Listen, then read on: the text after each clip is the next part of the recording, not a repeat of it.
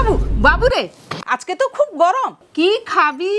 পান্তা ভাত, সাথে মাছের ভাজা, আর মাছের চটকা, কলমি শাকের ভাজা, শুশনি শাকের ভাজাও, আলু মলা, একটু বড়ি ভাজা, আর বেগুন ভাজা, একটু পেঁয়াজ আর একটু শসা, আর লঙ্কা ভাজা। বাস, 9 রকমের পদ দিয়ে পান্তা ভাত। গরমে প্রাণটাও ভরে যাবে আর শরীরটাও ঠান্ডা হবে। কলমি শাক কাটতে হবে, শুশনি শাক কাটতে হবে, বেগুন কাটতে হবে, বড়ি ভাজতে হবে, মাছও বাছতে হবে, আবার বেছে আবার ভাজতে হবে, তাহলে অনেক কাজ। হ্যাঁ যাই, চলো। প্রথমে শাকগুলো নিয়ে চলে এসেছি। এই যে দেখুন, এটা হচ্ছে কলমি শাক আর এটা হচ্ছে শুশনি শাক, 2 রকমের শাক। এই শাকগুলোকে আগে বাছতে হবে, বেছে কেটে ধুয়ে রাখবো, তারপরে গিয়ে মাছ বাছতে যাব। অনেক কাজ আছে। এটা কলমি শাক 1 বিড়া নিয়েছি, এটা বেছে নেব। এটা হচ্ছে শুশনি শাক, এটাও বেছে নেব। শুশনি শাকটা পরিষ্কার আছে, কিন্তু একটু বেছে নিতে হবে, একটু চালনি দিয়ে এরকম চালিয়ে নিতে হবে। এর পোকা টোকা বেরাবে কিনা এটা দেখে নিতে হবে। তুলাটা সুন্দর হয়েছে, ডাঁটি থাকলে খ্যাচখ্যাচ করে, ডাঁটিটাকে টেনে এরকম বেছে ডাঁটিটাকে ফেলে দিতে হয়। এটা সেরকম কিছু নেই, এটা খালি এরকম চালিয়ে নিতে হবে, চালনি দিয়ে এরকম চালিয়ে নিতে হবে, নিচে যা নোংরা থাকে নিচে পড়ে যায়। এটা হচ্ছে কলমি শাক, 3 বিড়া এনেছিল কর্তা, কিন্তু রেখে দিয়েছি, পরে হবে। 1 বিড়াই নিয়েছি। কলমি শাকের বিড়ার সময় দেখলে একটা আঁটি বলে, যেরকম মানে বাজারে যেরকম দাম হয়, দাম আছে প্রচুর। আর এই সময় বেশি কলমি শাক খায়, কিন্তু কলমি শাকটা কীরকম বাছা হয় আপনাদেরও বলে দিচ্ছি। এইরকম নিলেন, একটু যদি মোটা ডাঁঠি থাকে তাহলে ডাঁঠিটা একটু কেটে দিবেন, এই ডোগাটা কেটে দিবেন, এইগুলো নেবেন, এটা কোনো অসুবিধা নেই। এগুলো ছোটো ছোটো আছে, নরমও আছে, খুব ভালো লাগবে খেতে। এই যে, আর দেখে নেবেন পাতাগুলো, একটা করে পাতা দেখে নেবেন পোকা টোকা আছে নাকি। আর যদি পরিষ্কার থাকে তাহলে আর সেগুলো বাদ দেওয়ার কোনো দরকার নেই। আর যদি পোকা থাকে সে পাতাটা ফেলে দিবেন। এটা এই যে পোকা আছে এরকম, এটাকে এরকম নিয়ে এটা কেটে দিবেন, এটাকে ফেলে দিবেন, এইটা নেবেন। এইরকম করে সবগুলো আমি এরকম বেছে নেব। এই সময় কলমি শাকগুলো খেতে ভালো লাগে। আর বর্ষাকালের কলমি শাকগুলো, সেগুলো সব যে পুকুরে বড় বড় ঢালা ঢালা পাতা হয়, সেগুলো দুধ হয়ে যায়, সেগুলো খাওয়া হয় না। এখন কলমি শাকটা নরম, আর এখন দুধও বেরায় না। এখন মানে একটা এই যে ডালাটা এই যে কাটলে তার একটা আঠা আঠা দুধের মতো সাদা সাদা অংশ বেরায়, সেটাকে বলে দুধ হয়ে যায়, সেটা খাওয়া হয় না। আর বড় বড় ঢালা কষা কষা টাইপের লাগে। আর এখন খেতে খুব ভালো লাগে, এখন নরম নরম। আর এখন মাঠে সবাই চাষ করে, আমাদের গ্রামের দিকে প্রচুর এগুলো মাঠে চাষ হয়। আপনারা কলমি শাক খান কিনা সেটা জানাবেন, কিন্তু অনেকে খান, আবার অনেকে হয়তো জানেননি যে কলমি শাক জিনিসটা কি। আর আমার ছেলে যখন ভাজবো তো কড়ার মধ্যে, খালি মুখে বাটিতে খাবে। 2টো শাককে আমি ভালো করে বেছে নিয়ে চলে এসেছি, এবারে কাটবো। এইরকম নিলাম, আগে ডাঁঠিগুলোকে একটু ঘন ঘন কুচি করে নিব। আগে কলমি শাকের ডাঁঠিগুলোকে আমি একটু ছোট ছোট করে কেটে নেব। এই যে দেখুন, এই রকম করে ছোট ছোট করে কেটে নিয়েছি, দিলে ভালো সেদ্ধও হবে। এই রকম করে আমি কেটে নিচ্ছি। তারপরে কলমি শাকের পাতাগুলো কাটবো। এটা কাটা হয়ে গেল, তারপরে এই পাতাগুলোকে কেটে নেব, সেটাও আমি একটু ছোট ছোট করে কেটে নেব। এই যে দেখুন, এই রকম করে ঘন কুচি, আরও কুচি করলেও ভালো হয়, আমারটা এরকম মোটামুটি আছে, থাক। পুরো এইরকম করে আমি সব কলমি শাকগুলো কেটে নেব।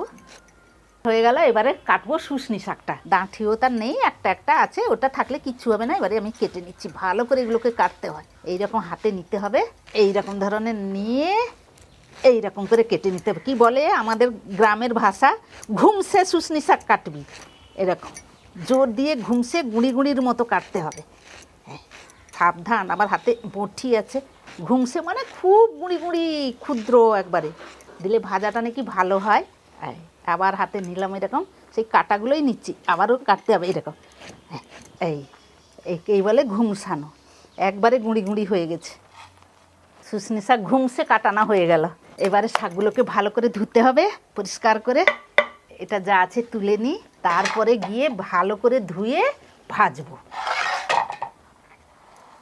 বাঙালির রান্না, বাঙালির খাওয়া। প্রচুর গরম পড়েছে, সবার বাড়িতে তো আর মাটির উনুন নেই, গ্যাসেই রান্না করে। সেই জন্য যাতে গ্যাসের সুবিধা হয় সবার জন্য, আমি সেই জন্য মাটির পাত্র নিয়ে এসেছি, গ্যাসে বসিয়ে রান্না দেখাবো। গ্যাসটা জ্বালিয়ে নিলাম, প্রথমে কলমি শাকটা সেদ্ধ করে নিচ্ছি। শাকটা দিয়ে দিলাম, পরিমাণ মতো নুনটা দিয়ে দিলাম। নুনটাকে শাকের মধ্যে আমি ভালো করে মিশিয়ে নিচ্ছি। মাটির সরাটা ঢাকা দিয়ে দিলাম। এটা 5 মিনিট সেদ্ধ হোক, তারপরে শুশনি শাকটাও 5 মিনিট সেদ্ধ করতে দেবো। 5 মিনিট হয়ে গেছে, শাকটাও সেদ্ধ হয়ে গেছে। শাকটা নিলাম, এবারে ছাঁকনিতে আমি ছেঁকে নিচ্ছি। আবারও মাটির তেলানিটা বসিয়ে দিলাম। এবারে শুশনি শাকটা সেদ্ধ করে নেব 5 মিনিট। পরিমাণ মতো নুনও দিয়ে দিলাম, নুনটা মিশিয়ে নেব। এটাও 5 মিনিট ঢাকা দিয়ে দেব। শুশনি শাক তো তুলতে তুলতে অনেকে নরমও হয়, আর এক এক জায়গা না তুলা থাকলে সেটা যদি আমরা তুলে আনি সেটা একটু সেদ্ধ হতে সময় যায়। ওই জন্য আমি দেখবো 5 মিনিট হয়েছে কিনা, তারপরে আবার 2 মিনিট দেবো। এবারে রসুনটা থেঁতো করে নিই। একটা হামানদিস্তা নিয়েছি, আমি বেশি করে রসুন নিয়েছি কারণ দুটো শাক ভাজবো বলে, তো ওই জন্য একসঙ্গে নিয়ে নিয়েছি। এবারে রসুনগুলোকে থেঁতো করে নেব। আমাদের এখানে যখন শাক টাক ভাজা হয় তো মারা দেখেছিলাম তারা কখনো রসুন বেটে শাকে দিত না, তারা সব সময় থেঁতো করেই দিত, তার একটা টেস্ট সত্যিই আলাদা হয়। রসুনটা থেঁতো হয়ে গেছে, এই যে আমি প্লেন করিনি, ঠিক দরা দরার মতো করেছি, মুখে পড়লেই খুব ভালো লাগবে এইটা খেতে। রসুনটা একটা পাত্রে রেখে দেব। রসুনটাও থেঁতো হয়ে গেছে, এদিকে শাকটাও সেদ্ধ হয়ে গেছে।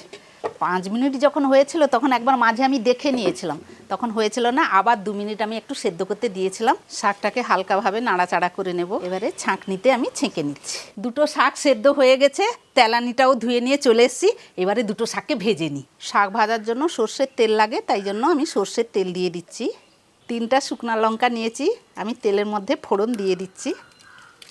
একটু কালো কালো হয়ে আসলে তার টেস্টও ভালো লাগে, শাকে সুন্দর মিশে গেলে আরও ভালো লাগে। এবারে দিয়ে দেব রসুন থেঁতো। রসুনটাকেও একটু ভালো করে ভেজে ভেজে নেব। বাস, আর শাক ভাজায় কিচ্ছু লাগবে না, এই রসুন, শুকনো লঙ্কা আর সর্ষের তেল, এই দিয়ে শাক ভাজা পান্তাতে যা লাগবে। রসুনটা এবারে লাল লাল করে ভেজে নিয়েছি। এবারে সেদ্ধ করা কলমি শাকটা আমি দিয়ে দিচ্ছি। শাকটাকে 2 থেকে 3 মিনিট রসুনের সঙ্গে ভালো করে ভেজে নেব। এটা বেশি ভাজার কোনো দরকার পড়ে না, শাক ভাজা বেশি সময় লাগে না ভাজতে। হয়ে গেছে, এবারে শুশনি শাকটা ভেজে নেব। সর্ষের তেল দিয়ে দিলাম, এতেও 4টেখানি শুকনো লঙ্কা আমি ছিঁড়ে দিয়ে দিচ্ছি। রসুন থেঁতোটা দিয়ে দেব, এটা একটু বেশি করে দিয়ে দিচ্ছি। ভালো করে একটু নাড়াচাড়া করে নেব। রসুনটাকেও লাল করে ভেজে নিয়েছি, এবারে সেদ্ধ করা শুশনি শাকটা দিয়ে দেব। শাকের সাথে রসুনগুলোকে ভালো করে মিশিয়ে নেব। কলমি শাকটা ছেলে আর ছেলের বাবা খেতে খুব ভালোবাসে, আমারও ভালো লাগে, কিন্তু এই যে শুশনি শাকটা ভাজছি এটা আমার খুব প্রিয়। গরম গরম গরমকালে শুশনি শাকের ভাজা খেয়ে কি ঘুম, খাওয়ার পরে ঠিক আমরা সব মানে ঝুঁকে যাই, এত ঘুম পায়। শুশনি শাক খেলেই ঘুমটা পায়। বাস, এটা হয়ে গেছে, আঁচটা বন্ধ করে দিই। শাক ভাজাটা হয়ে গেল, এবারে যাই, মাছ বাবু নিয়ে এসছে, মাছটা কেটে আনি। মাছটা কেটে বেছে ধুয়ে নিয়ে চলে আসি। পান্তা ভাতে গরম গরম বাটা মাছের ভাজা, যা লাগে। কর্তা সকাল সকাল বাজার থেকে কি সুন্দর বাটা মাছ নিয়ে এসে, একবারে টাটকা, কেই বলে টাটকা, একবারে সদ্য পুকুরের মাছ ধরা। আগে সব যে আমাদের সব পুকুরে ধরা হতো, অনেক বাটা মাছ পড়তো, টাটকা ছটছট ছটছট করতো। আর বাটা মাছের সবাই বলবে ভাজা খাবে, ভাজা খেতেও ভালোবাসতো, তরকারিও হয়। এই যে মাছের একটা তেল আছে মাঝখানে, সেটাও ভেজে দিলে সেটাও খাবে বলে। আগে সাইডের পাখাগুলো কেটে ফেলছি, এইরকম করে কেটে নিলাম। তারপরে লেজে একটু ছাই তো দিয়ে দিয়েছিলাম, এই যে দেখুন আঁশগুলো ছাড়িয়ে ফেলি। বাটা মাছের এই গালসার এইগুলোকেও আমরা কেটে দিই, দেখতে ভালো লাগে। এই যে দেখুন, তারপরে পেটটা তার কেটে এই যে তেলটা তার বের করে নিলাম। এই যে আবার এর মধ্যে বীজও হয়, সেটা এখন নেই, বর্ষাকালের দিকে হয়। তার লেজটা কেটে দিলাম। মাছ কাটা শেষ, এবারে মাছটাকে ভালো করে ধুয়ে ভাজতে যাব। আনে, অল্প মাছের তেল ছিল, তুই খেয়ে নে, আনে খেয়ে নে। মাছকে বেছে কেটে ধুয়ে নিয়ে চলে এসেছি। ছেলে বলেছিল মাছ ভাজাও খাবে, মাছ চটকাও খাবে। মাছ ভাজার জন্য বাটা মাছকে আমি কেটে নিয়ে চলে এসেছি, আর চটকানোর জন্য কিছু মৌরালা মাছ নিয়েছি, সেটাকেও আমি আগের থেকে বেছে রেখেছিলাম। আর একসঙ্গে আমি দুটোকে নুন হলুদ মাখিয়ে দিচ্ছি। মাছে নুন দিয়ে দিলাম, হলুদ, ভালো করে নুন হলুদ দিয়ে মাছগুলোকে মাখিয়ে নিচ্ছি। এখন মাছটা ভাজবো না, আর যেগুলো ভাজাভুজি আছে সেগুলো করে নিই, লাস্টে মাছটা ভাজবো। মাছটা গরম গরম ভাজাতে পান্তা খেতে ভালো লাগে। বেগুনগুলো কেটে নিয়েছি, এই যে দেখুন আমি গোল গোল করে বেগুনগুলো কেটে নিয়েছি, লম্বা কাটিনি। বেগুনে আমি নুন হলুদ আর লঙ্কার গুঁড়োটা মাখিয়ে নিই, দিয়ে বেগুনটা ভেজে নিই। নুন, হলুদ, লঙ্কার গুঁড়ো, নুন হলুদ লঙ্কার গুঁড়োটাকে ভালো করে মাখিয়ে নিচ্ছি। দেখুন নতুন কড়াই নিয়ে এসেছি, বাদ বাকি ভাজাগুলো যেগুলো আছে এই কড়াইতে আমি ভেজে নেব। গ্যাসটা জ্বালিয়ে নিলাম, সর্ষের তেল দিয়ে দিলাম। তেল গরম হয়ে গেছে, এবারে বেগুনগুলো দিয়ে দেব। বেগুন ভাজার জন্য একটু বেশি করে তেল দরকার, লোক কথায় বলে না তেলে বেগুন, ওই জন্য তেলটা ভালো করে দিলে বেগুনটা ভালো করে ভাজাটাও ভালো হয়, খড়কচা হয় না। এদিকে বেগুনও ভাজা হয়ে গেছে, বেগুনটা আমি তুলে নেব। সেই তেলে আমি বড়ি কয়েকটা ভেজে নেব। এদিকে আছে আমাদের মেদিনীপুরের বিখ্যাত নকশা বড়ি, আর এটাও হচ্ছে টপা বড়ি যেটা বলি। আরও 2 রকমের বড়ি দেওয়া হয়। কাঁচা নিম পাতা বেটে আনবে, মানে শিলে বাটবে, বেটে তাকে বিড়ির ডাল দিয়ে ফেনিয়ে সেটা দেওয়া হতো, সেটা হচ্ছে তেতো বড়ি। আরও একটা বড়ি হচ্ছে, সেটা হচ্ছে চাল কুমড়োর যে বীজ, সেই বীজ দিয়ে বিড়ির ডাল দিয়ে মাখিয়ে সেটাও বড়ি দেওয়া হতো। সেটা একটু বড় বড় টাইপের, সেটা ভাজা খেতে ভালোবাসে সবাই। এটা হচ্ছে গয়না বড়ি পোস্ত দিয়ে, এটা হচ্ছে টপা বড়ি, আর তেতো বড়ি, আর একটা ভাজা বড়ি। যাই হোক, এটা আমি ভেজে নিচ্ছি বড়িটা। 30 সেকেন্ড থেকে 1 মিনিটের মতো বড়িটা ভেজে নিলেই হয়ে যাবে, কারণ তেলটা গরম হলেই আর বড়িটা দিয়ে দিলেই ভাজা হয়ে যায়। 1 মিনিটের মতো হয়ে গেছে, বড়িগুলো তুলে নিচ্ছি। বেগুন ভাজার পরে অনেকটা তেল ছিল, বড়িও ভাজলাম, বড়ি ভাজার পরেও অনেক তেলটা বেশি আছে, তাতেই মাছগুলো আমি ভেজে নেব। আমার ছেলে আবার মাছ ভাজা দিয়ে পান্তা খেতে খুব ভালোবাসে, বেশি হিজিবিজি দিয়ে খাবে না, একটু মাছের তেল হবে আর মাছ ভাজা। সে মাছ এলেই বলবে আমাকে, মা সেই মাছ ভেজে দাও আর মাছের তেলও একটু ভেজে দাও, আমি জল ঢালা ভাত খেয়ে নেব। মাছগুলোকে এক পিঠ উল্টিয়ে নেব। মাছগুলো ভাজা হয়ে গেছে, তুলে নিচ্ছি। বাটা মাছগুলো ভেজে নিয়েছি, আরও তেল বেশি আছে কড়ায়, আর তেল দিতে হবে না। এবারে আমি ভেজে নেব ওই যে মোরালা মাছ বলেছিলাম, ছোট চুনো মাছ, সেটাকে ভেজে নিচ্ছি। চুনো মাছটাকেও লাল লাল করে ভেজে নেব। মাছ চটকা করতেন আমার শাশুড়ি মা, এত সুন্দর চটকা করতেন, যে কোনো মাখানো বা পুড়িয়ে ছেঁচা শিলে, তার খুব টেস্ট। আর শাশুড়ি মায়ের হাতে মাছ, যখন যে ছোট মাছ পড়ুক, যাই মাছ পড়ুক না কেন, আমরা শাশুড়ি মাকেই বলতাম, মা আপনি মাখান, আপনার হাতে টেস্ট ভালো হয়, আপনার হাতে মাখালে খেতে 1 থালা ভাত চলে যাবে। আর ছেলেমেয়েরাও ভালোবাসতো, তার মতো কেউ মাখাতে পারে না। চুনো মাছগুলোও ভাজা হয়ে গেছে, একবারে কড়া ধরনের ভেজে নিয়েছি, যাতে মাখানো খাবে তো একটু কড়া করে সেই জন্য করে নিয়েছি। হয়ে গেছে, তুলে নেব। আর লাস্টে করব লঙ্কা ভাজা। আর সত্যিও পান্তা ভাতের শুকনো লঙ্কার ভাজা খেতে কি দারুণ লাগে। চটকা টটকাগুলোও আছে, সেগুলোও চটকাবো এই শুকনো লঙ্কা ভাজা দিয়ে। যাই হোক, ফেলে দিলাম ভাজার জন্য। এই রকম 20-30 সেকেন্ড লঙ্কাগুলো নাড়াচাড়া করে নিলেই ভাজা হয়ে যাবে। প্রচুর গরম পড়েছে, সেই জন্য বাইরেও চলে এসেছি আলু আর মাছটা মাখাবো বলে। আলুটা ভাতে দিয়েছিলাম, ভাতে দিয়ে সেদ্ধ করে নিয়েছি। আলুটা আগে ছাড়িয়ে নিই, তারপরে মাছটাকে চটকাবো। আলুটা ভাতে সেদ্ধ দিয়েছিলাম বলে কি সুন্দর ছাড়ানো মানে সেদ্ধ হয়ে গেছে, আর ছাড়িয়েও যাচ্ছে কি সুন্দর আলুগুলো। ভাতে দিলে আলুগুলো খুব সুন্দর সেদ্ধ হয়। আলু ছাড়ানো হয়ে গেছে। আরেকটা আলুটা ছাড়িয়ে নিয়েছি, এবারে আলুটা মাখিয়ে নিই। পরিমাণ মতো নুন দিলাম। এই যে দেখুন, ঝুরি ঝুরি পেঁয়াজ কেটে রেখেছিলাম, সেই পেঁয়াজটা দিলাম। যে যেরকম পেঁয়াজ খান সেরকম দিবেন, আমাদের একটু বেশি, এদিকে মেদিনীপুরের লোক পেঁয়াজ বেশি খায়। এবারে এই যে দেখছেন, শুকনো লঙ্কাকে ভেজে রেখেছিলাম, আলুতে মাখাতে দেব। অল্পই দিচ্ছি, মোটামুটি দিচ্ছি, আমাদের একটু কিন্তু ঝাল খায় প্রচুর। আর এইসব মাখানোতে ভাজা লঙ্কার দারুণ টেস্ট। এবারে দিয়ে দেব কাঁচা সর্ষের তেল। এবারে আলুটাকে ভালো করে চটকাবো। কি সুন্দর। আমরা যে কোনো মাখাটা খাই একটু কাঁচা পেঁয়াজ বেশি করে দিই, কারণ আমরা মেদিনীপুরের লোক তো একটু পেঁয়াজও বেশি খাই, তরকারিতেও দিই, আর কাঁচা পেঁয়াজটাও প্রচুর খাই। একটুও যেন আলু গোটা গোটা না থাকে, গুটলা গুটলা বলে না থাকে, একবারে প্লেন যেন হয়। আলু মাখানাটা হয়ে গেছে, একটা পাত্র নিয়ে চলে এসেছি। এটাই চুনো মাছগুলো মাখাবো। এখানে পেঁয়াজ রাখলাম, এখানে ভাজা শুকনো লঙ্কাগুলো রাখলাম, পরিমাণ মতো নুন এখানটা রাখলাম, আর পেঁয়াজের উপরে কাঁচা সর্ষের তেল দিয়ে দিলাম। আগে শুকনো লঙ্কাটা নুনের সাথে একটু ভালো করে ডলে নিলাম এরকম করে, তারপরে পেঁয়াজ আর তেল সমেত নিয়ে লঙ্কার সঙ্গে ভালো করে মাখালাম। দেখছেন কি সুন্দর লাগছে, লোভ লাগছে, যা গন্ধ উঠছে। এবারে ছোট চুনো মাছ, যেটা আমরা মোরালা মাছ বলি, এই মাছটাকে পেঁয়াজ লঙ্কা তেলের সঙ্গে ভালো করে মেখে নিলাম। ছোট চুনো মাছগুলো না বেশি ভাঙছি না, মানে সামান্য ছোট ছোট মাঝখানে 2খানা করে দিলেই হবে, কারণ মুখে পড়লে পেঁয়াজ লঙ্কা আর মাছ পড়লে খুব সুন্দর লাগবে। মাখানোটা শেষ, রান্না ব্যঞ্জন আমার সব শেষ। এবারে পরিপাটি করে গুছাবো, তারপরে গিয়ে বাবুকে ডাকবো। যাই, বলেছিলাম না বাঙালির খাবার মাটির পাত্রে সাজাবো, সেই জন্য আমি মাটির বাটি থালা জামবাটি সব নিয়ে চলে এসেছি, আর এক এক করে খাবার সাজাবো। চলে আসুন। কালকে এটা রাতে ভাতে জল ঢালা, জামবাটিতে ঢেলে দিলাম। দুটো মাছ ভাজা রেখে দিলাম, আলু মাখা রেখে দিলাম, বড়ি ভাজা রাখলাম, মাছ চটকা রাখলাম, কলমি শাক, শুশনি শাক, বেগুন ভাজা, শুকনো লঙ্কার ভাজা, দুটো শসা রেখে দিলাম, দুটো পেঁয়াজ রেখে দিলাম, অল্প করে একটু কাঁচা সর্ষের তেল দিয়ে দিলাম। সমস্ত গুছিয়ে ফেলেছি, ঠিক পরিপাটি করে গুছিয়েছি, ঠিক বাঙালিয়ানায় ভরা, তাই না? এবারে যাকগে বাবুকে ডাকি। বাবু রে, পান্তা ভাত খাবি? চলাই, আমি এখানে নিয়ে চলে এসছি। নে, গরমে পান্তা ভাত খাবি বলেছিলি। নে। প্রচুর গরম পড়েছে। আর এখানে 7 রকমের পদ আছে, খাবি বলেছিলি পান্তার সঙ্গে। তুমিও তো খাবে বলেছিলে। আমিও খাবো বলেছিলাম, খা। গরম,